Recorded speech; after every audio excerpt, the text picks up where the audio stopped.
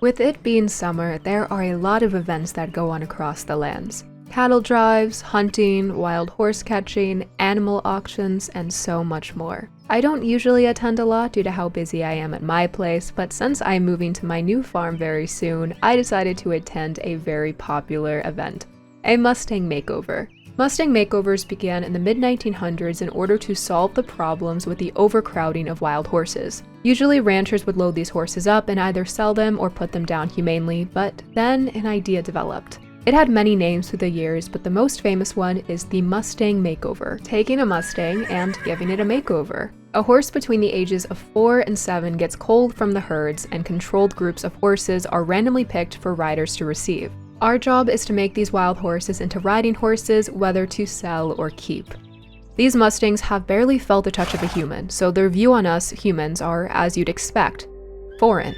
These Mustangs are confused, and with confusion comes fear.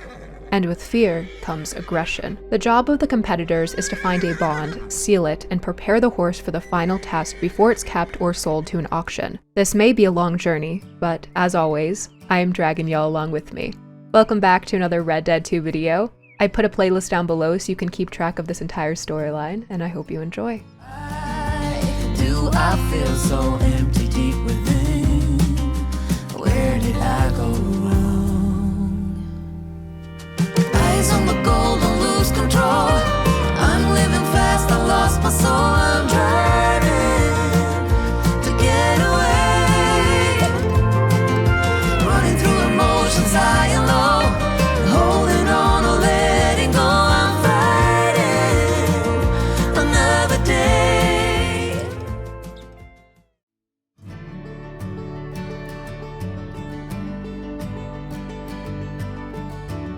All of these Mustangs are chosen randomly through a drawing. Some events allow you to pick your Mustang or apply for a specific one, but for this, they put you in a small bracket for height, weight, and experience level for a group of Mustangs. This event was happening at the auction area in Valentine, so the ride wasn't long from my place. Since I might be ponying this horse back to my farm, I decided to bring a strong horse to stand their ground if I were to tie the rope to the saddle horn quickly. Naturally, I picked Dave. He is very polite and cute with his mustache, but Dave is a tank and can use his weight to pull a horse along. Personally, I don't want my arm broken or to chase down a wild horse, so Dave will be a big help. I have my personal lasso, but I brought an extra lasso on Dave's saddle. You can never go wrong with extra lassos. Dave and I set out on the journey that took around 15 to 20 minutes, and I made it early when they were getting the horses in through a chute.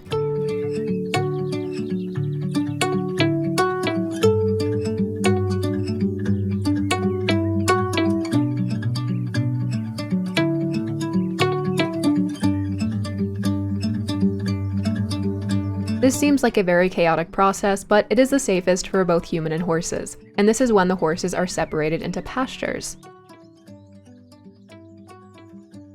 Most of the competitors and contestants showed up to get their horses at the same time, so I was able to see some of the horses. A lot of different heights and a lot of different spice. These horses had a mixture of moods, some angry, some calm, some pissed, and some sleepy. The horse I was given was quiet and simple. Her name is 28, which is just her ID number. It looks like I will be having to pick her name soon because I will be side-eyed if I keep her name until the final competition. 28 here is said to be quiet, somewhat sickly, and her mane is matted through and through. I was able to speak with one of the managers of this event, and he let me know that 28 was very isolated. She would be put by herself a lot, and being 6 years old, she was never really socialized.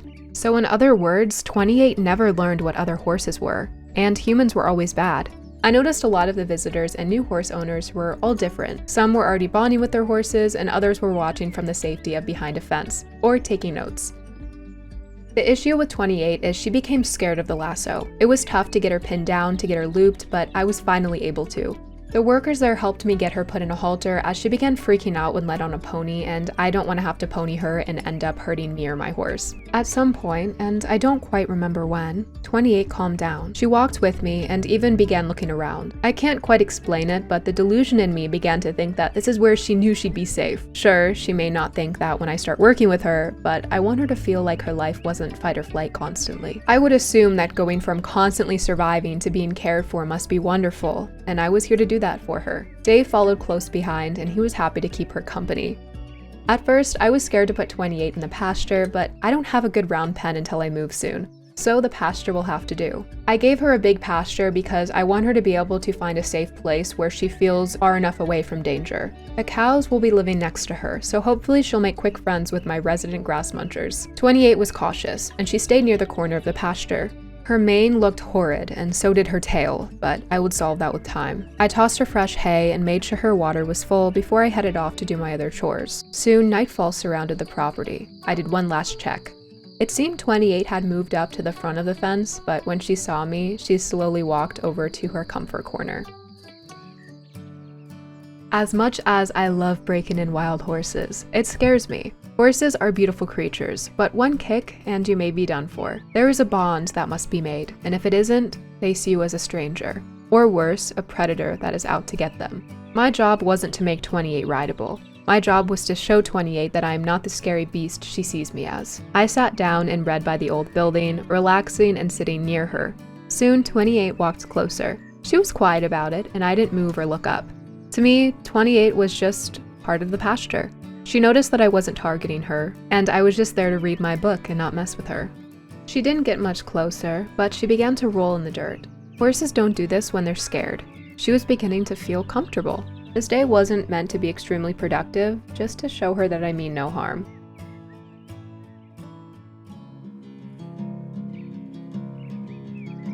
I was able to get a makeshift round pen set up, and I began working with 28. When I started working with her around the pen, she was confused. Do I go here? Do I go there? What do your hand movements mean? Why the hell are you clicking at me like a bug doing Morse code? I'm sure all those questions were running through her head. 28 had moments of stillness where she would pause and seem like she was interested in me, but nothing major. I wasn't expecting a horse tamer moment when she walked up to me, but I was expecting her to grow more comfortable with me. After working with her for some time, I noticed that the exercise combined with the stress was making her sweat, which was probably tiring her out. The heat wasn't helping the situation, and 28 wouldn't like me if I kept making her life miserable, so I brought her back to the pasture through the chute. Later that day, after I had worked my other horses, I was feeding my dogs when I heard an unfamiliar noise. 28 was calling out. I walked over, assuming she maybe was calling out to her lost horse friends or just to see me if someone could help, but she stopped the moment she saw me. She looked confused. Do I trust this woman? Do I go to the safety of my corner? Perhaps she was bored, or maybe she was starting to see me as a friend. According to the people at the drawing of the Mustangs, 28 never really had friends. Was she learning to make one? I walked over to the fence and watched, but she didn't get any closer. But she also didn't get any further away. A win-win, if you ask me. I can't work with 28 every day, at least not how I should. Since I have a lot of horses to train, I decided to give her a day with minimal interaction. I put up jumps outside of the property in the field, and 28 watched intently as I practiced some jumps on Pearl. Since Pearl is mostly Western, she is a very stubborn mare and wouldn't jump a lot, so 28 was watching in the safety and comfort of her pasture. Amelia then brought out Xenia, her mare, and I noticed that 28 was very interested in this mare.